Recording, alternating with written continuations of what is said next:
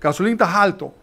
Que men, agua e corriente, que está necessidade tão básico, nós está compreender que nós pedimos absorver durante 7 lunas, depois que o hedging exitoso a terminar fim de ano passado, nós pedimos absorver o mar também o impacto de aumento de preço, que lo aumentar, nós estamos discutindo aumento de preço de água desde fim de ano passado, Marco.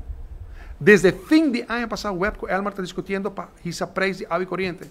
Nós vamos guardar, situação está sumamente difícil, como você vai essa água e corriente também agora aqui. Nós estamos falando de dezembro. Agora aqui, nós estamos 7 lunas depois, o Elmar está de uma situação sumamente difícil, que não porquê absorver. A pergunta está, se você vai aumentar o preço de água e corriente, como você vai fazer? De que forma você vai fazer? Schouder de mais ancho, carga mais, e schouder de mais mal, carga menos.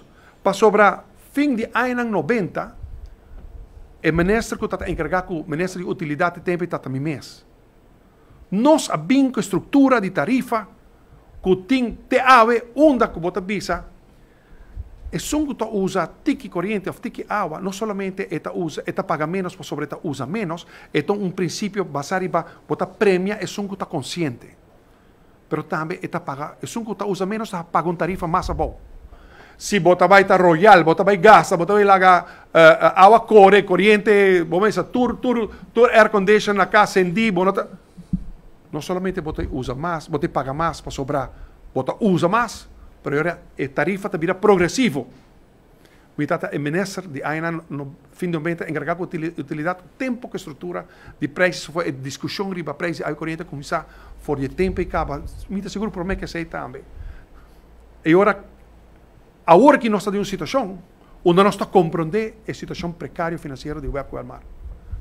Nós estamos compreendendo que um aumento lo mece bem, mas nós estamos vendo assim, é mece bem de uma forma socialmente justa. Schouder ancho te paga mais. Schouders mal, é um que não tem para aguentar lá. Vamos ter